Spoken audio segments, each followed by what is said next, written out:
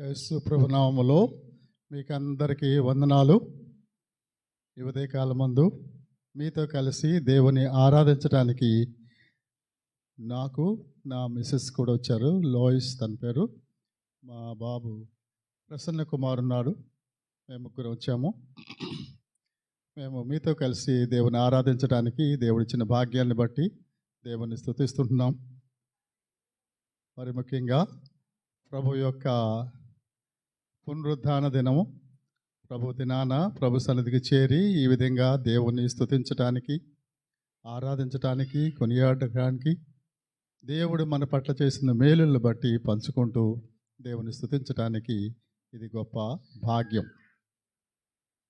ఈ ఉదయకాలం ముందు దేవుని వాక్యములో నుండి ప్రకటన గ్రంథం 1వ అధ్యాయము 1వ వచనం నుండి 8 వచనాల వరకు చదువుకుందాం. చదవమ్మా.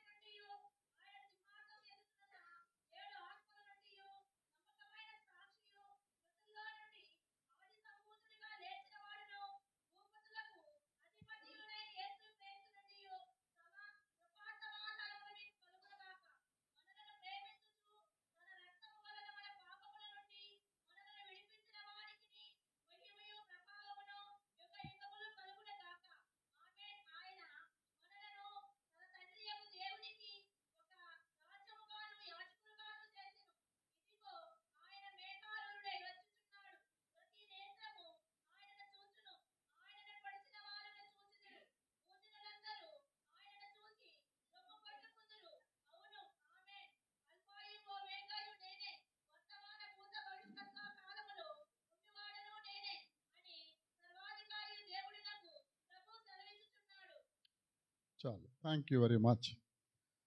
ఈ వచనం ద్వారా దేవుడు మనతో మాట్లాడి మన విశ్వాసాన్ని బలపరిచి దేవునికి నమ్మకంగా జీవించలాగన దేవుని యొక్క సహాయాన్ని కోరుకుందాం. చిన్న ప్రార్థన చేసుకుందాం.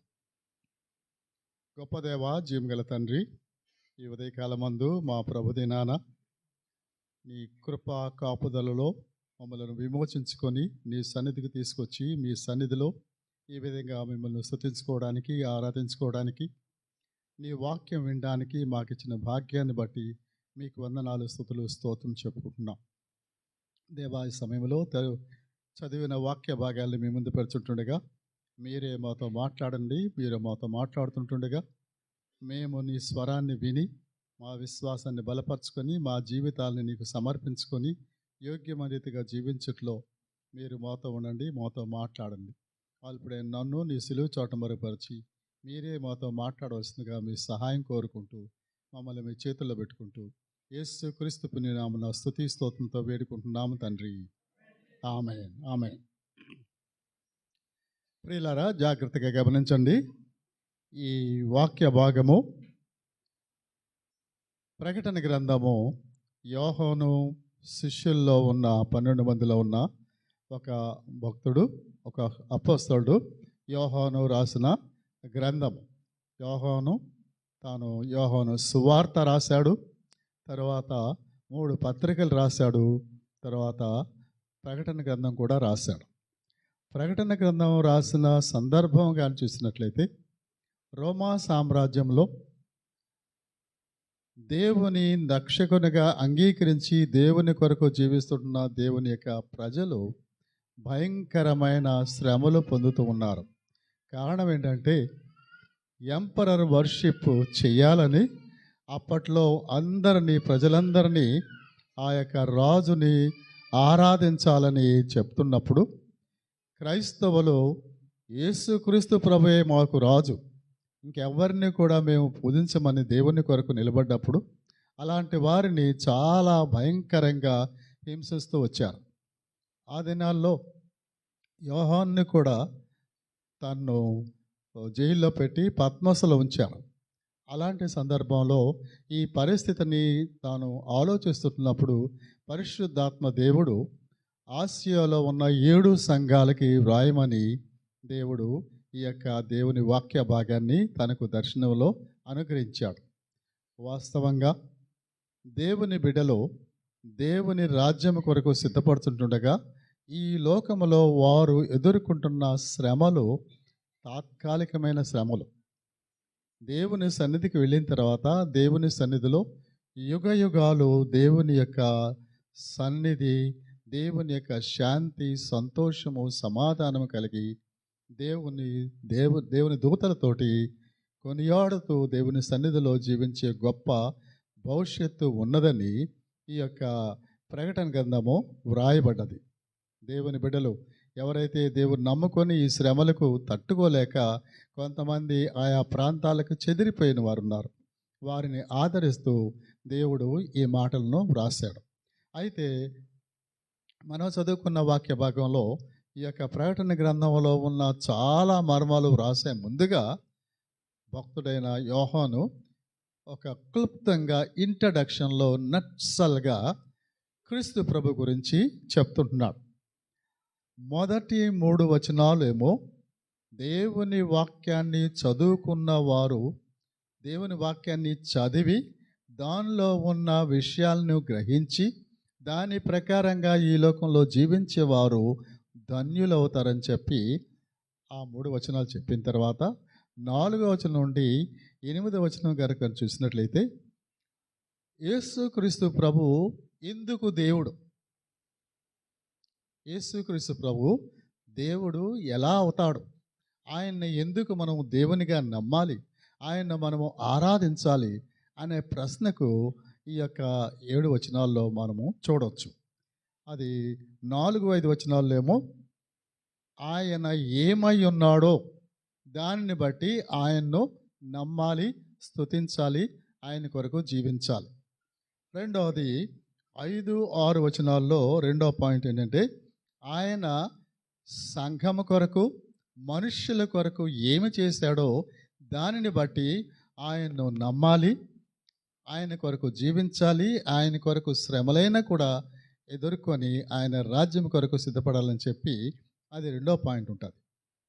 మూడో పాయింట్ 7వ వచనంలో ఏముంటుందంటే ఆయన తిరిగి రాబోతుంటున్నాడు, భవిష్యత్తులో తిరిగి వచ్చినప్పుడు ఏమి జరుగుతుంది అన్న విషయము 7వ వచనంలో ఉంటుంది. సో కాబట్టి యేసుక్రీస్తు ప్రభుని ఎందుకు దేవునిగా నమ్మాలి, ఆయన్ను ఆరాధించాలి, ఆయన కొరకు శ్రమలు ఎదుర్కొంటూ ఈ లోకంలో జీవించాలి అనే దానికి 3 జవాబులు చెప్తుంటున్నాను. ఒకటి ఏంటంటే ఆయన ఏమై ఉన్నాడో దానిని బట్టి, 2 ఆయన ఏమి చేశాడో దానిని బట్టి, 3 ఆయన ఏమి చెయ్యబోతున్నాడో దానిని బట్టి ఆయన్ను దేవునిగాను ప్రభువుగాను రక్షకునిగాను నమ్మి మన జీవితాలు ఆయనకి సమర్పించుకొని ఈ లోకములో శ్రమలైన కూడా ఎదుర్కొని పరలోక రాజ్యం కొరకు సిద్ధపడాలని వాక్యం చెప్తుంది. ఈ విషయాలను వివరంగా మీకు చెప్తాను. మొదటి 3 వచనాల్లో చూసినట్లయితే యోహానుకు ప్రత్యక్షం ద్వారా దేవుడు దూత ద్వారా ఇచ్చిన యొక్క వాక్య భాగాలను ఇచ్చినప్పుడు 2-3 వచనాలు కానీ చూస్తే అతడు దేవుని వాక్యమును గూర్చియు యేసుక్రీస్తు సాక్ష్యమును గూర్చియు తాను చూచినదంతను సాక్ష్యం ఇచ్చాను.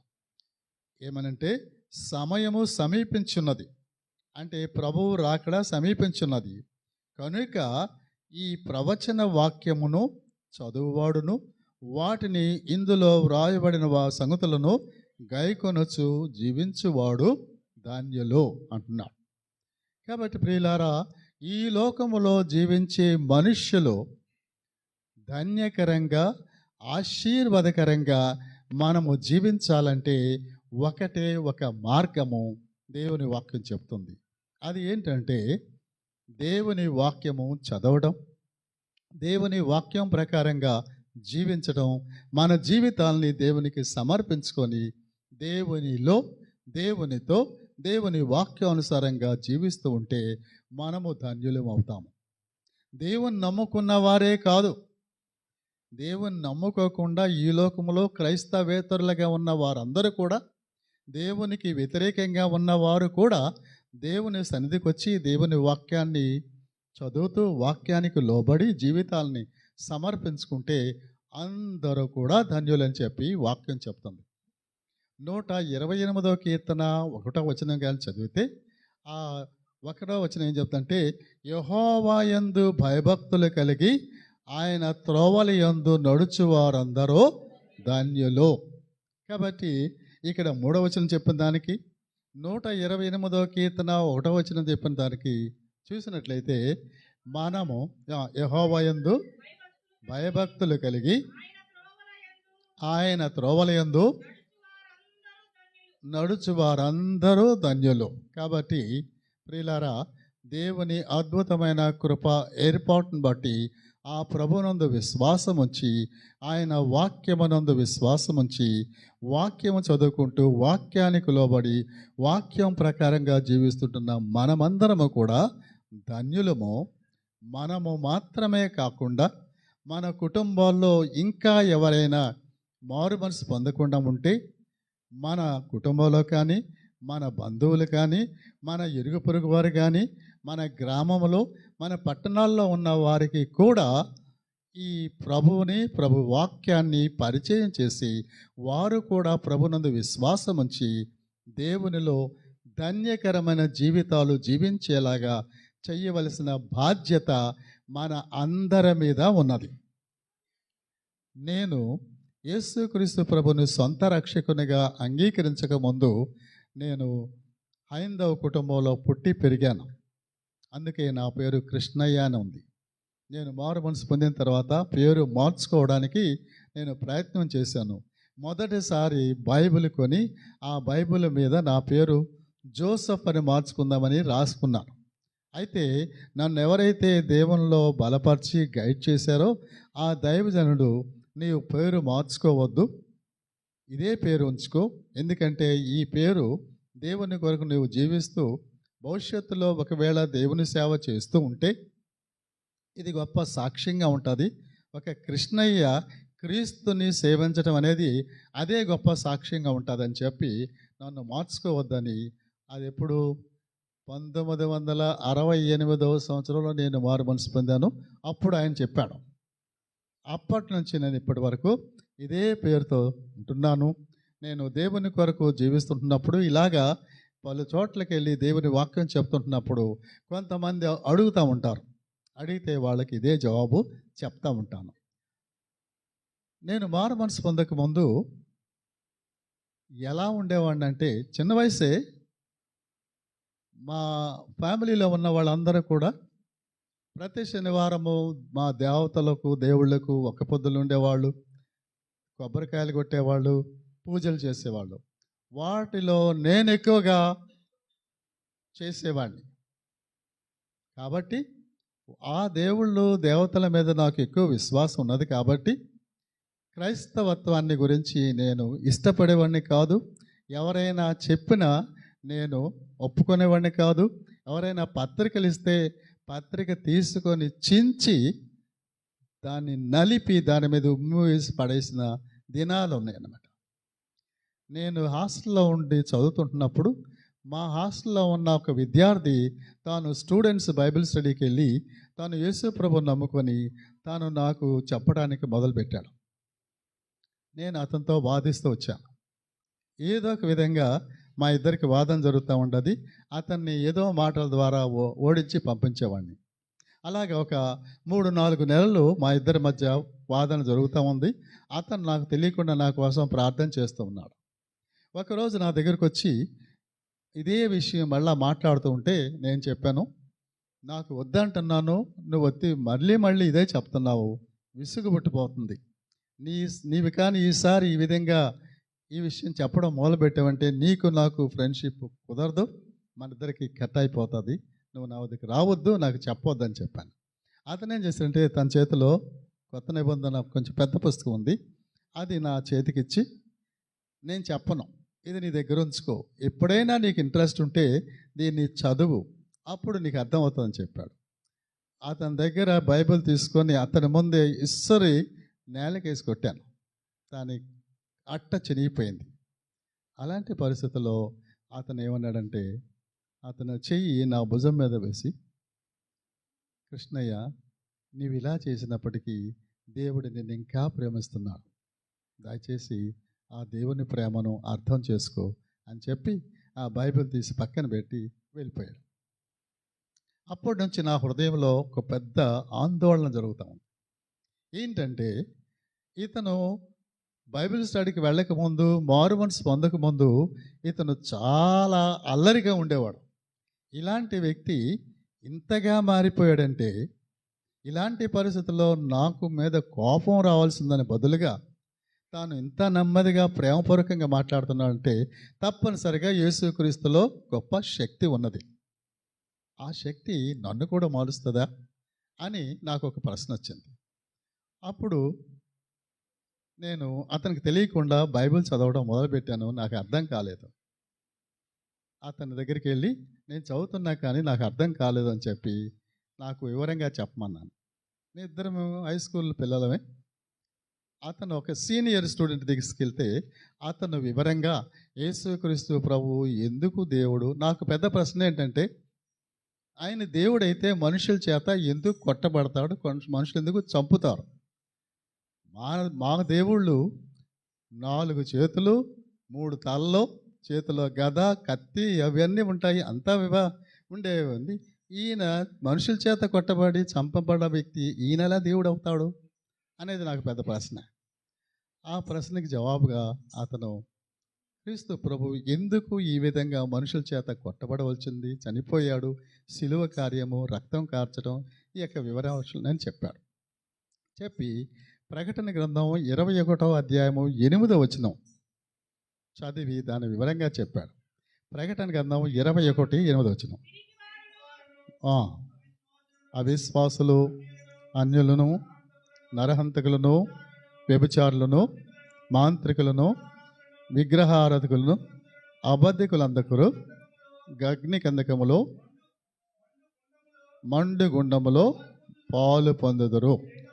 ఇది 2వ మానము. ఈ జాబితా అంతట్లో ముఖ్యంగా విగ్రహారాధికులు కూడా, నేను దేవుని నమ్ముకున్నాను, మా దేవుళ్ళని నమ్ముకున్నాను, వాళ్ళకి పూజలు చేస్తున్నాను, నిష్ఠగా ఉంటున్నాను, ఒక్క పొద్దులు ఉంటాం, ఏవేవో చేస్తాం, పుణ్యం పురస్కారాలు అన్నీ చేస్తాము, అయినప్పటికీ కూడా వాళ్ళకి కూడా నరకం ఉంటుందంటే ఏంటిది అని చెప్పి ఆలోచించి అప్పుడు నేను యేసుక్రీస్తు ప్రభుని నా సొంత రక్షకుడిగా అంగీకరించి దేవుని కొరకు జీవించడం మొదలుపెట్టాను. అప్పుడు మా ఫ్యామిలీలో దాదాపు 1.5 సంవత్సరం వరకు ఫ్రీగా నేను బైబిల్ చదవడానికి లేదు, చర్చికి వెళ్ళడానికి లేదు, దేవుని బిడ్డలతో సహవాసం చేయడానికి కూడా కొంచెం కష్టంగా ఉండింది. అయితే నేను హాస్టల్లో ఉంటున్నందువల్ల నాకున్న ఫ్రీడమ్ని బట్టి స్టూడెంట్స్ బైబిల్ స్టడీస్కి, చర్చికి వెళ్ళడానికి అలాగా దేవుని ఎదగడం మొదలుపెట్టాను. తర్వాత దేవుని యొక్క అద్భుతమైన కృపను బట్టి నేను మారు మనసు పొందినప్పుడు మా గ్రామంలో చర్చి లేదు, క్రైస్తవులు లేరు, నామకార్థ క్రైస్తవులు కొంతమంది ఉన్నారు, రోమన్ క్యాథలిక్ పీపుల్ ఉన్నారు. వాళ్ళు క్రిస్మస్ అప్పుడు తేరు రథం లాంటిది కట్టి ఊరేగించి డాన్స్లను తీసుకొచ్చి చేసేవాళ్ళు. అది కూడా ఒక మతం లాగా అనుకునేవాడిని. అయితే ఇప్పుడు మారు మనసు పొందిన తర్వాత మా గ్రామంలో చర్చ్ కావాలి, దేవుని కార్యం జరగాలని ప్రార్థన చేస్తుంటుండగా నేను చదువుతుంటున్నప్పుడే మా గ్రామంలో సంఘం స్థాపించడానికి, దేవుని కార్యం చేయడానికి అద్భుతంగా దేవుడు సహాయం చేశాడు. ఆ సంఘాన్ని ఆధారం చేసుకొని మా ఫ్యామిలీలో మెంబర్స్ చాలామంది మారు మనసు పొందడానికి ఇప్పుడు మా గ్రామంలో అప్పటికిప్పటికి 50 సంవత్సరాలు అయిపోయింది. ఇప్పుడు మా గ్రామంలో ఒక 5-6 చర్చెస్, అదే గ్రామంలో మేము చేసే మినిస్ట్రీ ద్వారా ఒక పెద్ద మినిస్ట్రీ స్థాపించి దాని ద్వారా దేవుని సేవకులకు, అయ్యగారు చెప్పారు కదా, దేవుని సేవకులకు తర్పీదు ఇస్తూ, దేవుని సేవకుల తర్పీదులో వారిని అభిషేకిస్తూ దేవుని సేవ కొరకు తయారు చేసి అక్కడి నుంచి పంపిస్తుంటుంటాం.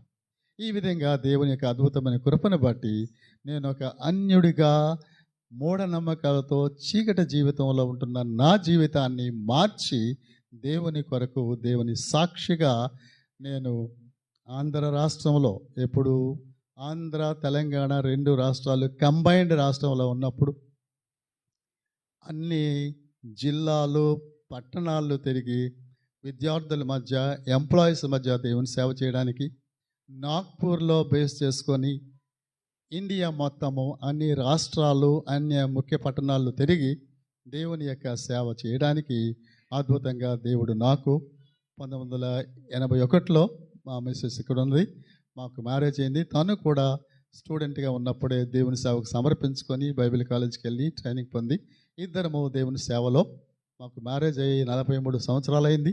నేను యేసుకు క్రీస్తు నమ్ముకొని 56 ఇయర్స్ అయింది. అప్పటి నుంచి దేవుని యొక్క సేవలో ఉండటానికి దేవుడు అద్భుతంగా సహాయం చేశారు.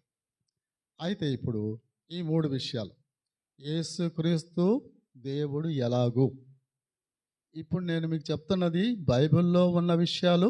రెండవది నా యొక్క అనుభవాన్ని బట్టి కూడా నేను మీకు ఈ యొక్క రుజువులు చెప్తుంటున్నాను. ఆయన ఏమై ఉన్నాడు అంటే ఆ ప్రశ్నకి జవాబుగా 4-5 వచనాల్లో 4 పాయింట్స్ ఉన్నాయి. మీరు ఎవరైనా ఒకవేళ రాసుకోవాలని కూడా రాసుకోండి. ఆయన ఏమై ఉన్నాడు.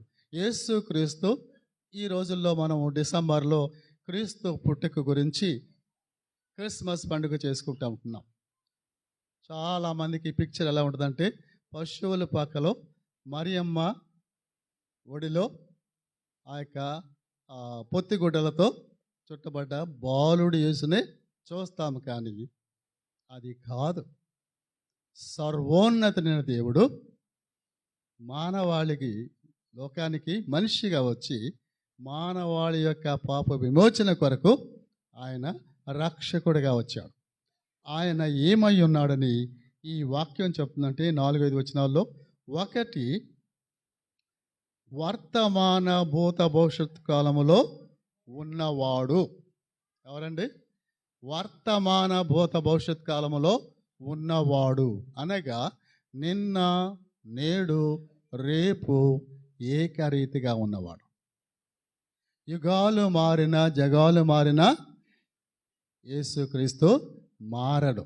అందుకే 8వ వచనంలో కూడా ఆల్ఫయు ఓమెగయు నేనే, వర్తమాన భూత భవిష్యత్ కాలములో ఉండవాడను నేనే అని సర్వాధికారియు దేవుడునగు ప్రభువు సెలవిస్తున్నాడు. ఈయన సర్వాధికారి, ఈయన దేవుడు, ఈయన వర్తమాన భూత భవిష్యత్ కాలములో ఉన్నవాడు. ఒకటి. రెండవది కానీ చూసినట్లయితే 5వ వచనం మొదటి భాగంలో ఉందంటే ఆయన నమ్మకమైన సాక్షి. ఎవరండి? నమ్మకమైన సాక్షి అంటే అర్థం ఏంటంటే, ఆది యందు వాక్యముండెను, వాక్యము దేవుని యొద్ద ఉండెను, వాక్యము దేవుడై ఉండెను, ఆ వాక్యము కృపా సత్య సంపూర్ణుడిగా మన మధ్యకు నివసించినది. యోహాను సువార్త 1:14 వచనం చెప్తాను. ఆ వాక్యము దేవుని దగ్గర నుండి, దేవుడై ఉండి, సర్వము ఆయన ద్వారా సృష్టించబడ్డ ఆ దేవుడు మనిషిగా ఈ లోకానికి వచ్చాడు. ఈ లోకానికి వచ్చి ఈ లోకములో మనుష్యులు దేవుని మహిమను ఆయన ద్వారా కనుక్కుంటున్నారు. ఆయనలో 1వ అధ్యాయం 14 వచనం చూస్తే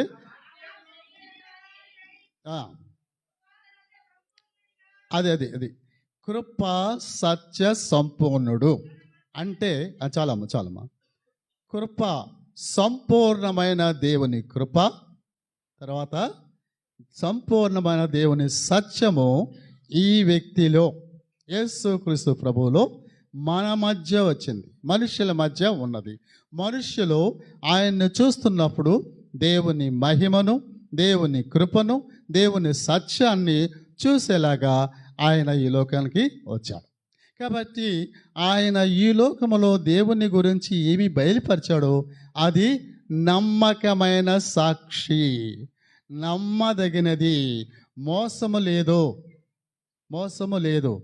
వేరే దేవుళ్ళు దేవతల గురించి అవి కేవలము పురాణాలు ఇవి మాత్రమే, కానీ వాటికి చరిత్రకు ఆధారాలు లేవు. అయితే ఈయనకు చరిత్రలో వచ్చాడు, సర్వోన్నతుడై ఉన్నాడు. అందుకు ఈయన ఈ లోకంలో వచ్చి దేవుని యొక్క సంపూర్ణమైన కృపను, సంపూర్ణమైన సత్యాన్ని బయలుపరిచినప్పుడు అది నమ్మదగినది. మనుష్యులకు ఏ విధమైన మోసము లేదు, కానీ నమ్మదగినది. అందుచేత ఆయన ఏమనంటే, నేనే మార్గము, సత్యము, జీవము, నేను తప్ప పరలోకానికి వెళ్ళడానికి వేరే మార్గము లేదని చెప్పాడు. అది వాస్తవమైంది. 2024 సంవత్సరాల నుంచి ఇది ప్రపంచ చరిత్రలో, సంఘ చరిత్రలో రుజువు అవుతుంటుంది. అనేక లక్షల కొలది ప్రజలు ఆయన్ను నమ్ముకుంటూ జీవితాలను మార్చుకొని దేవుని కొరకు జీవిస్తున్నారు. సో కాబట్టి ఆయన వర్తమాన పోషకాలంలో ఉన్నవాడు, నమ్మకమైన సాక్షి. మూడవదిగా చూస్తే ఆయన ఆది సంభూతుడిగా మరణము నుండి లేచినవాడు అనే మాట ఉన్నదా? మృతుల్లో నుండి ఆది సంభూతుడిగా, అది మృతుల్లో నుండి ఆది సంభూతుడిగా లేచాడంటే అర్థం ఏంటంటే, ఆయనకు ముందు ఎవ్వరు మరణాన్ని జయించి లేచిన వారు లేరు. ఆయన తర్వాత కూడా ఇంకా ఎవరు ఉండరు. మొదటిసారి ఆయనే లేచాడంటే అర్థం ఏంటంటే, మొదట ఆయన లేచాడు. ఆయన పునరుద్ధాన శక్తిని బట్టి ఆయనదు విశ్వాసం ఉంచి మారు మనసు పొందిన మనమందరము విశ్వాసులు ఆయన యందు నిద్రించేవారు, చనిపోయిన వారు తిరిగి లేవటానికి ఆయన పునరుద్ధాన శక్తి ద్వారా లేపబడతారని అర్థం అన్నమాట. కాబట్టి ఆ విధంగా మూడో పాయింట్. నాలుగవది కానీ చూస్తే ఆయన రాజులకు రాజు, భూపతులకు అధిపతి. రాజులకు రాజు, భూపతులకు అధిపతి అనగా అర్థం ఏంటంటే, మన దేశ ప్రధాని మోడీ గారు కావచ్చు, మన రాష్ట్ర ముఖ్యమంత్రి చంద్రబాబు నాయుడు గారు కావచ్చు. అయితే ఇక్కడ ఈ మాట చెప్పడంలో ఉద్దేశం ఏంటంటే, చంద్రబాబు నాయుడు దేశ ప్రధాని మోడీ గారిని సృష్టించి, ఆయుష్ ఇచ్చి, అవకాశాలు ఇచ్చి, ముఖ్యమంత్రి కావడానికి, ప్రధాని కావడానికి చేసిన వాడు ఈయనే. హల్లెలూయా చెప్దామా? హల్లెలూయా. అటువంటి గొప్ప దేవుడు యేసుక్రీస్తు ప్రభు. రాజులకు రాజు, ముఖ్యమంత్రులకు ముఖ్యమంత్రి కాదు, సృష్టికర్త. ప్రధానులకు సృష్టికర్త. వారికి ఆయుష్ ఇచ్చి, ఆరోగ్యం ఇచ్చి, అవకాశాలు ఇచ్చి, సింహాసనం మీద కూర్చోవడానికి నిలబెట్టిన దేవుడు. కాబట్టి ఆయన ఏమై ఉన్నాడంటే, ఈ 4 విషయాలు ఈ వాక్యంలో చూస్తాం. దాన్ని బట్టి యేసుక్రీస్తు దేవుడు, రక్షకుడు, ప్రభువు, మన రక్షకుడు అని మనం నమ్మి ఆయన కొరకు ఈ లోకంలో కష్టమైన, నష్టమైన, ఇరుకైన, ఇబ్బంది అయినా, శ్రమలైనా కూడా దేవుని కొరకు నిలబడాలని ఒకటి చెప్తుంది. రెండవది, ఆయన మన కొరకు, సంఘం కొరకు ఏమి చేశాడో 6వ వచనం నుంచి చూస్తూ ఉంటే, రైట్, ఒకటి, ఆయన మనలను ప్రేమించాడు. ఎంతగా ప్రేమించాడు? యోహాను సువార్త 3:16 మనకందరికి బాగా తెలుసు. దేవుడు లోకమును ఎంతో ఎంతో అనే దాని మాటకి మనకు అంతు లేదు. దేవుడు లోకమును ఎంతో ప్రేమించాడంటే, ఎంతో అనే మాటకి అంతు లేనంతగా దేవుడు ప్రేమించాడు. కాబట్టి ఆయన ప్రేమకు బదులుగా ఏం చేశాడంటే, ఆయన అద్వితీయ కుమారుడైన యేసుక్రీస్తు ప్రభుని ఈ లోకానికి పంపించి, ఆయన మరణ పునరుద్ధానాల ద్వారా మనకు నిత్య జీవాన్ని ఇచ్చాడు. కాబట్టి ఒకటి, ఆయన ప్రేమించాడు. ఆ తర్వాత రక్తము వలన మన పాపమును కాబట్టి ఒకటేమో ఆయన ప్రేమించాడు, ప్రేమకు బదులుగా ఆయన కుమారుని ఇచ్చాడు. రెండవది, ఆయన కుమారుడు ఈ లోకానికి వచ్చి నీ పాపము, నా పాపము, మనుషులందరి కోటాన కోట్ల ప్రజల యొక్క పాపాన్ని ఆయన భరించాడు. ఎక్కడ? కలువరి శిలువలో భరించి వారి పాప విమోచన కొరకు ఆయన రక్తము కార్చాడు. ఆయన పాపముల కొరకు రక్తము కార్చడమే కాదు కానీ ఆ రక్తము ద్వారా మనకు విమోచనను కలుగు చేశాడు. రక్తం ద్వారా మనకు విమోచన కలుగు చేసి విడిపించాడు. దేని నుండి? 3 బంధకాల నుండి విడిపించాడు.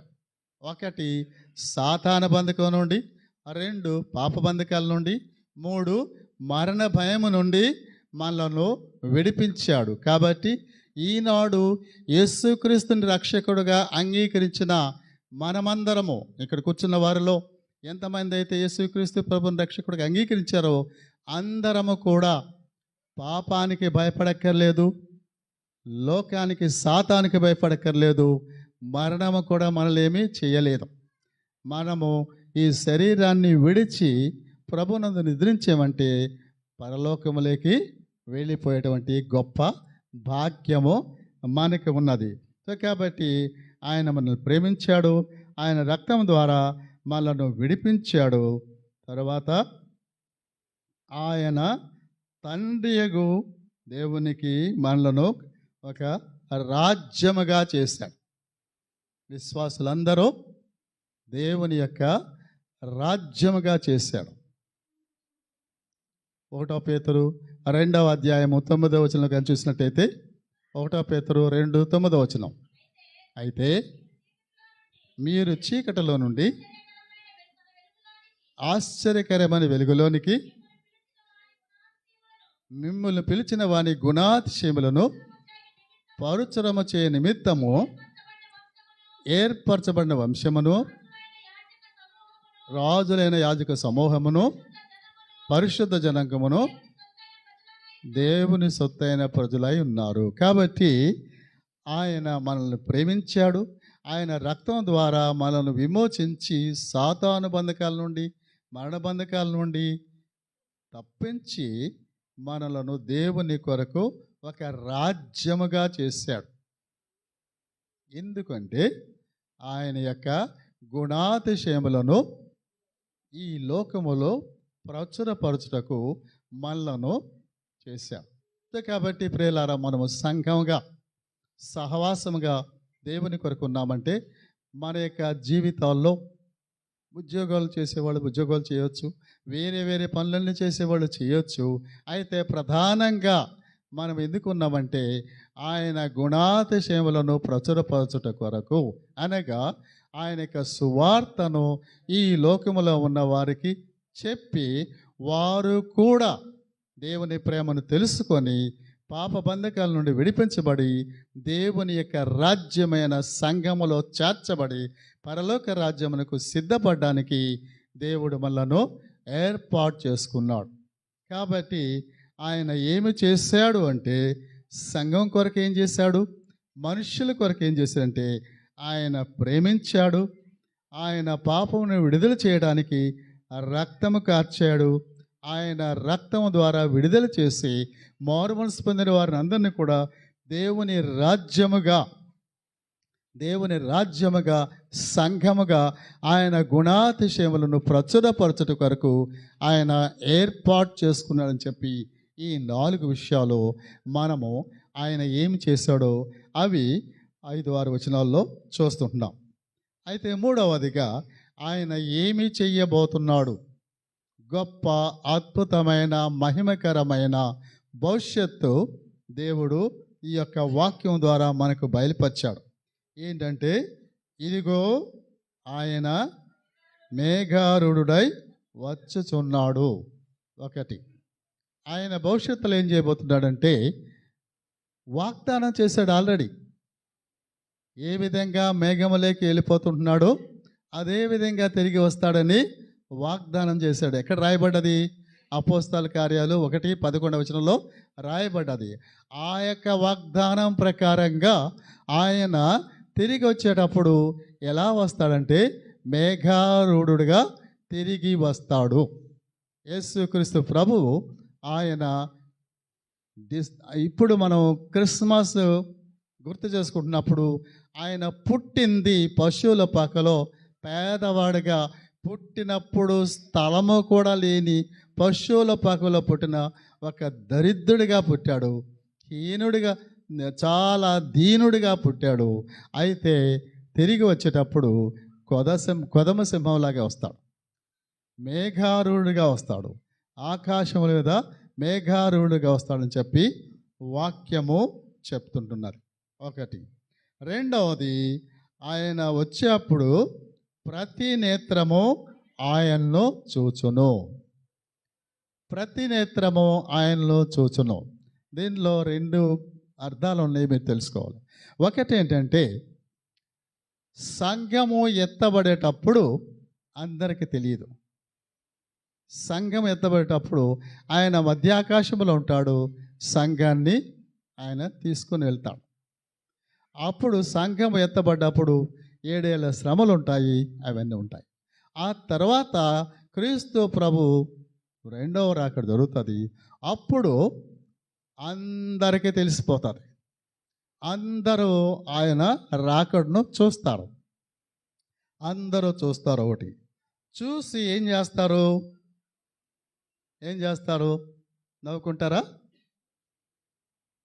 నవ్వుకుంటారా? హల్లెలూయా చెప్తారా? ఏం చెప్తారు? ఏమని చూడండి ఇక్కడ. అది ఆయన్ను చూచి రొమ్ము కొట్టుకుంటారు. ఎవరు వాళ్ళు? పొడిచిన వారు కూడా, ఆయన గడ్డం లాగిన వాళ్ళు, ఆయన ముఖాన్ని ఉమ్మేసిన వాళ్ళు, ఆయన హేళన చేసిన వాళ్ళు కూడా ఎవ్వరు కూడా తప్పించుకోరు అని వాక్యము స్పష్టంగా చెప్తుంటుంది. అది కూడా చూద్దాం. 20వ అధ్యాయము, ప్రకటన 20వ అధ్యాయము 11వ వచనం చదువుదాం. చదవమ్మా.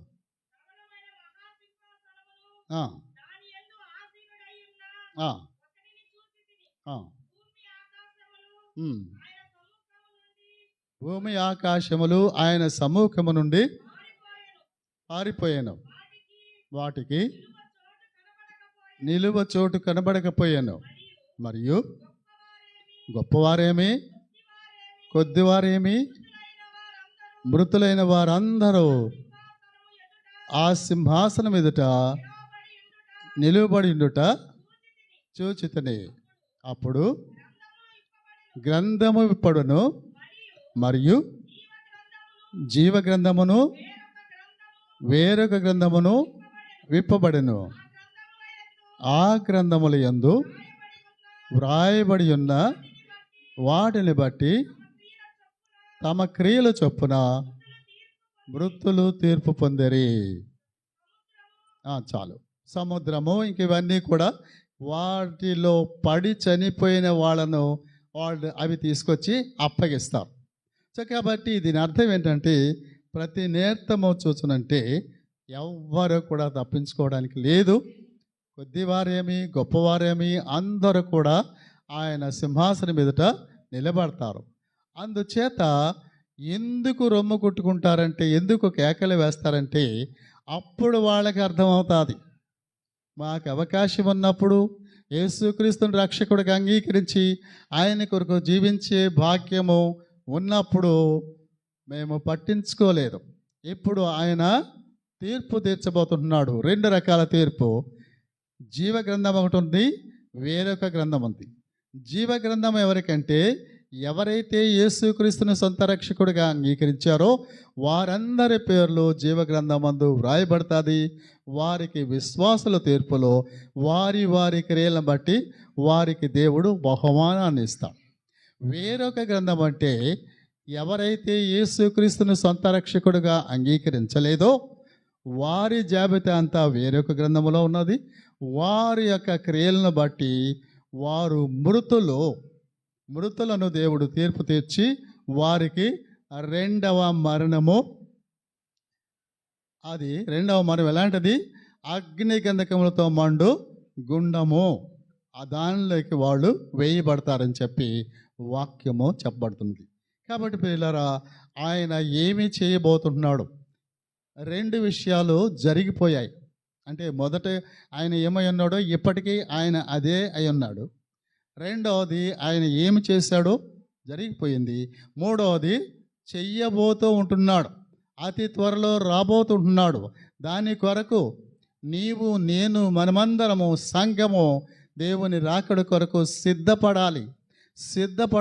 పడుటలో భాగం ఏంటంటే, ఒకటి మనలను మనము పాపము లేకుండా శరీరము, లోకము, పరిస్థితులు ఏవి కూడా మన యొక్క పవిత్రతను మలినపరచకుండా పవిత్రంగా జాగ్రత్తగా ప్రభు రాకడ కొరకు సిద్ధపడాలి. ఒకటి. రెండవది ఏంటంటే, మనతో ఉన్న అవిశ్వాసులు, మన కుటుంబంలో మన బంధువులు, ఇరుగు పొరుగు వారు ఎవరైతే ఇంకా మారు మనసు పొందకుండా ఉన్నారో వారు క్రీస్తు ప్రభు వచ్చినప్పుడు మరణంకు సంబంధించిన వారిగా ఉండి తీర్పు తీర్చబడి నిత్య నాశనానికి, నరకానికి వెళ్లకుండా వారి కొరకు ప్రార్థన చేసి వారికి సువార్త చెప్పి వారిని ప్రభు దగ్గర నడిపించవలసిన బాధ్యత మనందరి మీద ఉన్నది. అర్థమవుతుందండి? మనందరి మీద ఉన్నది.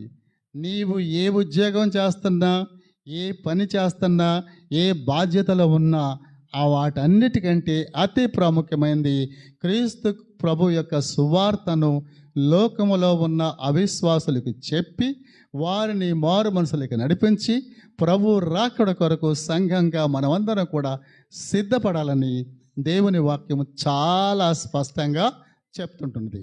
కాబట్టి ప్రియులారా, ఈ ఉదయకాలం మందు పరిశుద్ధాత్మ దేవుడు దేవుని వాక్యం ద్వారా ఆయన ఏమై ఉన్నాడో, ఆయన ఏమి చేశాడో, ఏమి చెయ్యబోతున్నాడో స్పష్టంగా మన మధ్యకు దేవుడు తీసుకొచ్చి మనతో మాట్లాడాడు. కాబట్టి మనమందరము కూడా ప్రభు రాకడ కొరకు ఈలోపు మన పోకడ ఉంటారు. మనల్ని ఎవరెవరిని దేవుడు పిలుచుకుంటాడో వాళ్ళు వెళ్ళే ముందుగా సిద్ధపడి ఉండాలి. రాకడ కొరకు మనమందరం కూడా ఆయన యొక్క పనిలో నిర్లక్ష్యం చేయకుండా, లేజీగా ఉండకుండా మనము తప్పనిసరిగా సువార్త పనిలో మనము వాడబడచ్చు. దేవుని కొరకు జీవించాలని వాక్యం చెప్తుంది. 2 విషయాలు మీకు చెప్పి నేను ముగిస్తాను. అపోస్తలుడైన పౌలు రోమా పత్రిక 9వ అధ్యాయం 3 వచనాల్లో ఏం చెప్తానంటే, అమ్మ చదవక్కర్లేదు, నేను చెప్తాను. నాకు బహు దుఃఖమును మానని వేదన కలదు. దేని విషయంలో? మా సొంత ప్రజల యొక్క రక్షణ గురించి నాకు మానని వేదన కలదు. అవసరమైతే వారి నిమిత్తము నేను శాపగ్రస్తుడనైపోదును, కానీ వారికి రక్షణ అవసరమో అని చెప్తున్నాడు. దాని కొరకు పౌలు తాను ఎంతో ప్రయాసపడి సువార్త పని చేస్తూ సంఘాలని కడుతూ సంఘాల్లో ఉన్నవారు విశ్వాసులందరూ కూడా సువార్త పనిలో విరివిగా వాడబడాలని చెప్పాడు. ఇంకొక మాట ఏమనంటే, నేను బ్రతుకుట క్రీస్తే, చావైతే మేలు అన్నాడు. మరొక మాట ప్రకటన అపోస్తల కార్యాలు 20వ అధ్యాయము 24వ వచనం చదివి ముగించుకుందాం. అపోస్తల కార్యాలు 20వ అధ్యాయం. అయితే దేవుని కృపా సువార్తను గూర్చి సాక్ష్యమిచ్చట యందు నా పరుగును నేను ప్రభు అయిన యేసు వలన పొందిన పరిచర్యను తుదముట్టింపవలనని నా ప్రాణమును నాకెంత మాత్రము ప్రియమైనది ఎంచుకొనట లేదు అంటాడు. కాబట్టి తన ప్రాణము ఒక ప్రక్క, దేవుని సువార్త ప్రకటించో ఒక పక్క, 2 త్రాసులో పెడితే తనకు ఏది భారం అంటే క్రీస్తు సువార్త భారము. క్రీస్తు సువార్త భారము. 1 కొరింథీ 9:16 అంటాడు, ఏమంటాడంటే, అయ్యో సువార్త ప్రకటించకపోతే నాకు శ్రమ అంటాడు. ప్రియులారా, ఈ మధ్యాహ్న కాలము, ఈ ఉదయకాలం ముందు నేను ముగించబోతుంటున్నాను. సువార్త ప్రకటించుట, ఆత్మలను దేవుని రక్షణలోకి నడిపించుట, అదే ప్రాముఖ్యమైన పని దేవుడు మనకిచ్చింది. అది తప్ప ఇంకా వేరే బాధ్యతలు ఉండొచ్చు, కానీ వాటిల్లో కూడా మనము వాడబడాలి. అయితే సువార్త పని అనేది చాలా ప్రాముఖ్యము. నా జీవితంలో నేను మారు మనసు పొందినప్పటి నుంచి నా చేతనైనంత వరకు చిన్న వయసులోనే నా స్నేహితులకు సువార్త చెప్పి ఎంతోమందిని దేవుని దగ్గర నడిపించే విషయంలోనూ, అప్పటి నుంచి ఇప్పటి వరకు, ఇప్పటికి నా వయసు 70 సంవత్సరాలు దాటిపోయింది. ఇప్పటి వరకు 50 సంవత్సరాలకు పైగా ఫుల్ టైం మినిస్ట్రీలో వాడబడుతూ రాష్ట్ర వ్యాప్తంగా, దేశవ్యాప్తంగా అన్ని పట్టణాల్లో తిరిగి సువార్త ప్రకటించడం విషయంలో అలాగే పనిచేస్తూ ఉన్నాను. ఇప్పటికీ దేవుని సేవకుల్ని తయారు చేస్తూ, దేవుని సేవకులు ఈ యొక్క సువార్త పనిలో విరివిగా వాడబడాలని తయారు చేస్తూ ఉంటున్నాను. కాబట్టి ఈ ఉదయకాలం మందు మనం ముగించుకుందాం. పరిశుద్ధాత్మ దేవుడు మనతో మాట్లాడుతున్నాడు. ఆయన ఏమై ఉన్నాడో చూసాము, ఆయన ఏమి చేశాడో చూసాము. ఆయన చేసిన దాన్ని బట్టి నీవు ఎంత భాగ్యాన్ని, ఆశీర్వాదాలు పొందావో చూసాము. ఆయన రాబోతుంటున్నాడు. దాని కొరకు మనం అందరం సిద్ధపడాలని ప్రభు మనతో మాట్లాడుతుండగా సువార్త పనికి ప్రాముఖ్యత ఇచ్చి దాని కొరకే జీవిద్దాం, దాని కొరకే జీవిద్దాం. ఒక భక్తుడు ఏమనంటే, విశ్వాసులకు గుండె కొట్టుకుంటున్నప్పుడు లబ్ డబ్ లబ్ డబ్ అంటుంది కదా, అలాగే విశ్వాసులకు ఏమిటంటే సువార్త సువార్త సువార్త అనేది అలాగా పని చెయ్యాలని చెప్పి అంటాం. కాబట్టి దాని కొరకే మనము జీవిద్దాము, ప్రభువుని మహింపరుద్దాం, ప్రభు రాజ్యాన్ని సంఘం ద్వారా విస్తరింపచేద్దాము, ఆయన మహిమ కొరకు జీవిద్దాం.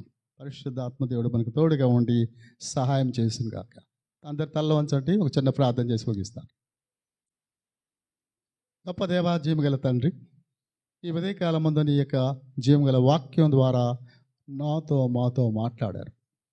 యేసు క్రీస్తు ప్రభు ఏమై ఉన్నాడు, క్రీస్తు ప్రభు ఏమి చేశాడు, క్రీస్తు ప్రభు ఏమి చేయబోతున్నాడో ఆ విషయాలు చాలా స్పష్టంగా మాతో మాట్లాడారు. సువార్త పని అనేది ఎంతో ప్రాముఖ్యమని మాతో మాట్లాడారు. దాని కొరకు ఇక్కడ నీ సన్నిధిలో కూర్చున్న ప్రతి బిడ్డ కూడా ప్రయాసపడడానికి, పని చేయడానికి, ఈ సంఘం ఉజ్జీవింపజేయబడడానికి, ఈ సంఘానికి సంబంధించిన బ్రాంచులు కావచ్చు, ఎక్కడెక్కడ అవుట్రీచ్ పని చేస్తున్నారో అక్కడ కూడా విరివిగా పనిచేయడానికి, నేను ఆ మహిమ కొరకు జీవించడానికి ఈ బిడ్డలను దీవించండి, వాడుకోండి, కృప చూపండి. ఈ యొక్క సంఘాన్ని నడిపిస్తున్న నీ యొక్క సేవకుని, ఆయన కుటుంబాన్ని, ఆయనతో పనిచేసే సేవకులందరినీ కూడా, నాయకులందరినీ కూడా దీవించి, దర్శించి, బలపరిచి నీ వాక్యంతో నింపి నేను ఆ మహిమ కొరకు ఇంకా బలంగా వాడుకోవాల్సిన మీ సహాయం కోరుకుంటూ మమ్మల్ని మీ చేతుల్లో పెట్టుకుంటూ యేసు క్రీస్తు పుణ్య నామమున స్తుతి స్తోత్రంతో వేడుకుంటున్నాము తండ్రి. ఆమేన్. ఆమేన్. Thank you. God bless you all.